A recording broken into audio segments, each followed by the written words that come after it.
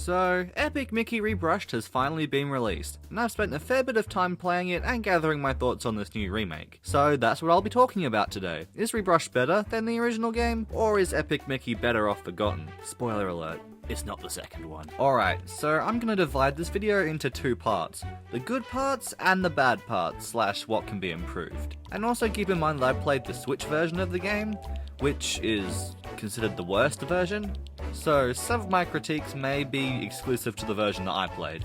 Okay, so I think I'll start with what I didn't like, just so the video ends on a positive note. Easily the worst aspect of Epic Mickey Rebrushed is the music. And it's not because of the music Purple Lamp chose to include. No, it's more the things they didn't include. There are several music tracks missing from Rebrushed compared to the original. These range from short musical stings, like the ones that play when you gradually raise the boat by thinning the anchors on Skull Island,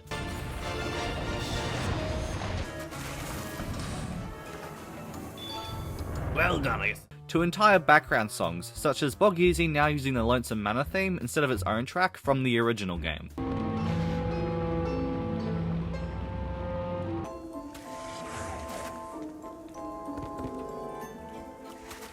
Another notable absence is Oswald's theme, which in the original game plays when you arrive in Oswald's Sanctuary in Mickey Junk Mountain.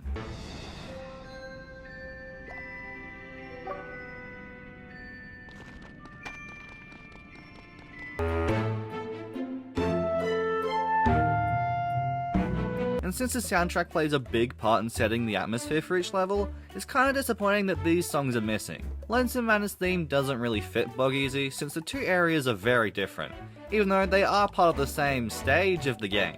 And Oswald's theme very much helps in setting the stage for Oswald's grand reveal. Another musical issue, which I think is more of a glitch than a choice made by the developers, is that the battle theme for the Bloodicals plays in Mean Street even after you've completed the battle for Mean Street.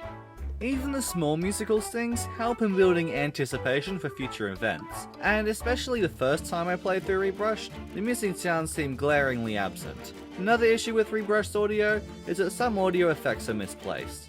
Two examples I remember happening during my playthrough are that some gremlins have Gus-specific grunts, and if you went to a specific place in the Mad Doctor's attic, you could hear gremlin knocking in a place where there are no gremlins to free.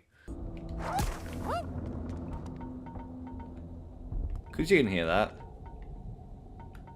A specific phrase I remember being said by 365 RIL during my Rebrushed livestream is that the music in Rebrushed is what the camera was to the original game, and I agree with this comment to an extent. While yes, the music is easily Rebrushed's biggest flaw across its platforms, it doesn't look to be a universal problem like the camera was. I've read and watched several reviews by non-Epic Mickey fans and gaming review sites, and none of them mention the missing music, so this looks like to be a fan problem, and a fan problem only. Which, I mean, having the biggest issue being something recognized and critiqued by everyone and their grandma to be an issue only picked up by pre-existing diehard fans, I think is a pretty good trade-off, but it's still an issue that will hopefully be addressed by Purple Lamp in a future update. Another casualty in the switch to modern platforms is the cutscenes explaining the sketches and the Guardians. I mean, they're still there, but obviously with all of the imagery of the Wii Remote cut out.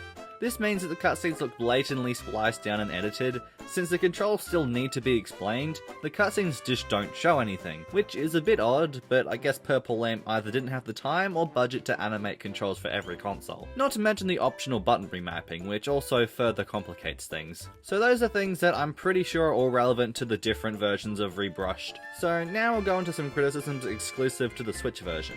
And most of them are things that aren't the fault of Purple Lamp. I think it's just because the Switch is very underpowered compared to its competition. So certain things did need to be altered so the game could run. First up is the loading times, in that they're very, very long compared to other versions. From PS5 and PC videos I've seen, the loading time seems to be a couple of seconds, but for the Switch, it can be up to over a minute. And I don't know whether if Purple Lamp could have optimized the Switch port better to lessen the load times, or that this was just the best they could have done, but the load times are still quite annoying. Another thing that I think is just a Switch thing are the NPCs.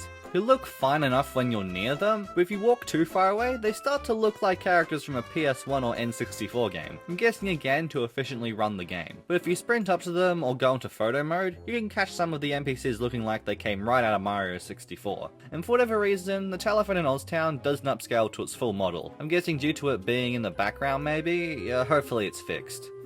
And also, some of their eyes are all messed up, most notably Horace, which I know is just a Switch issue, which I think isn't down to hardware limitations, so hopefully it's fixed in an update soon. There are also frame rate drops and occasional freezing on Switch, which I don't know whether it's down to the Switch being weak as all heck, or bad optimization, but if I had to guess, it'd probably be a bit of both. Just another issue is that Guardians don't seem to work 100% of the time on slobbers, even if I use them while they're doing their inhaling attack. Oh, and spatters seem to have trouble befriending other spatters. It's definitely better than it was in the demo, at least from what I've seen, but yeah, I think they still have a bit of trouble. Okay, so that's all the stuff that I didn't like. They're not game-breaking issues, and a bit nitpicky, but they do hold back Rebrushed just a smidgen. So now, I'm gonna talk about the things that I did like, and I hope you're ready, cause this'll be a long list. First off, let's talk about the art style of the game. Compared to the first game, this game is definitely more cartoony and vibrant, at least in things that are painted in. And I know lots of people like Epic Mickey very dark and moody, so the new look could have been a game changer. Despite this, however, I think the game still manages to retain the same atmosphere as the original, which is great. The new game also has a new UI, which is quite different from the original. I wouldn't say it's worse, I actually like the pause menu more than the originals, but it's just different. Although I will say that the game's title screen isn't as unique as the originals, which definitely fits the inky premise of Epic Mickey. Now, a big worry for me when Rebrushed was announced was how the motion controls used in the original Epic Mickey would be translated into modern consoles, most of which don't have motion controls as an option. And yes, I know that Epic Mickey 2 had non-motion control versions, but I was still cautious about Rebrushed. And I just gotta say, I think it's implemented really well. I was initially not a fan of the news that the cursor would just be stuck in the middle of the screen for most of the game, but it worked really well, and just feels natural, and I think it's enhanced by the new camera, which is barely ever locked in place like in the original game. The button layout is also solid, which is similar to how the buttons are laid out in Epic Mickey 2, but with a few minor changes. For instance, you can cycle through the sketches with the D-pad, whereas in Epic Mickey 2, you use the left shoulder button. The game does give you the option to change the button inputs, which is always a nice feature, although I personally haven't felt the need to do this. I mean, there was that weird control choice where having the jump button on Switch the A button, when it's generally the B button on most games, but I got pretty used to it while playing the demo, and it wasn't a problem by the time the actual game came out. Now I'll bring the conversation back to motion controls for a second, since they are somewhat present in Rebrushed. In both the Switch and PS5 versions of Rebrushed, you can use the gyroscope on the controllers to aim the brush, but only when you're actively using paint or thinner, or in certain areas where the camera's locked in one position, like boss fights. The limited usage of the motion controls aren't too much of a biggie, since they are really only a way to slightly readjust your aim to paint or thin smaller spaces. This is the only use of motion controls in Rebrushed, since the spin attack and the guardian attack are mapped to buttons in the game. But again, they both feel natural and don't detract from the overall experience. So yeah, controls are basically 10 out of 10. Maybe a 9.5 if you really care about the whole A button, B button jump thing. Oh, and speaking of controls, let's talk about Mickey's new moveset. In Rebrushed, you can now sprint, ground pound, and dash. Now, these aren't essential to gameplay, since the levels are basically the same as the original Epic Mickey. The ground pound and dash particularly, I remember not using a whole lot, but that doesn't mean they're completely useless. Starting with the ground pound, its main purpose is to push down pressure plates faster or stun enemies.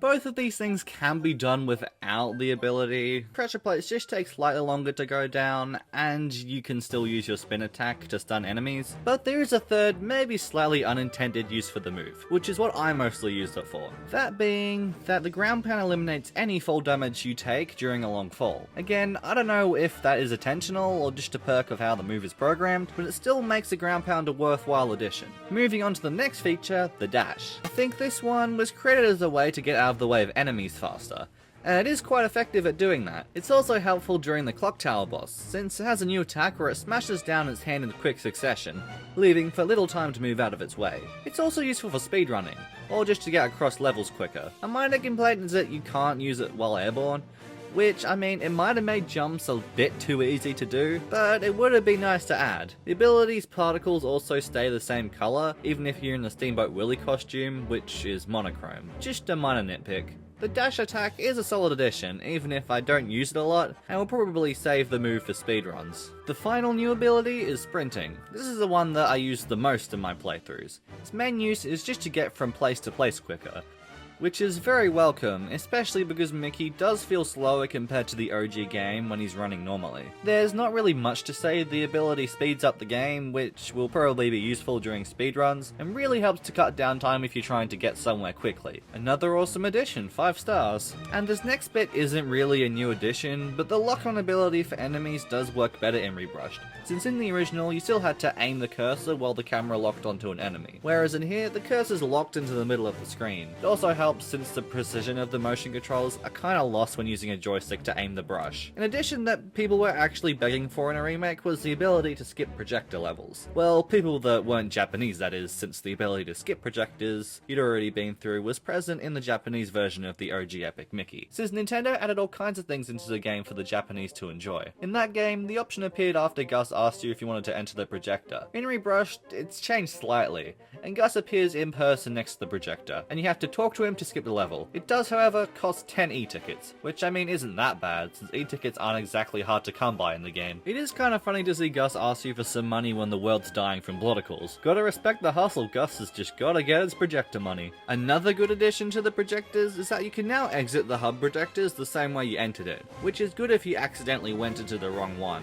Now, I don't think this is in the original game, but I might be wrong. Either way, it's a nice addition. The layout of the levels in Rebrushed is pretty much identical to the original game, with a couple of additions. The projector levels are expanded upon massively. Most of them just expand upon the level in the original game, although there are a couple ones that seem to quite boldly deviate from the original source material. One that comes to mind are the Fantasia projectors. Although they have the same basic premise of progressing upwards instead of sideways, although the layout is very different. I do enjoy the rare bits of the game with new areas or sections, since it gives me something new to explore and look around in, especially in projector levels. The biggest change gameplay-wise in a non-projector level is the second visit to the Mad Doctor's lab in Dark Beauty Castle. In the original game, you have to drain the thinner in the lab while having to paint in 5 pipes on a time limit. The section itself isn't too hard if you know where all the pipes are and you use the watch sketch to slow down the speed of the timer. In Rebrushed, however, you now have to spin 5 gears without a time limit to how fast you do it, which does make the game easier for newcomers. Although, pretty much all the levels are upheld in some way or another.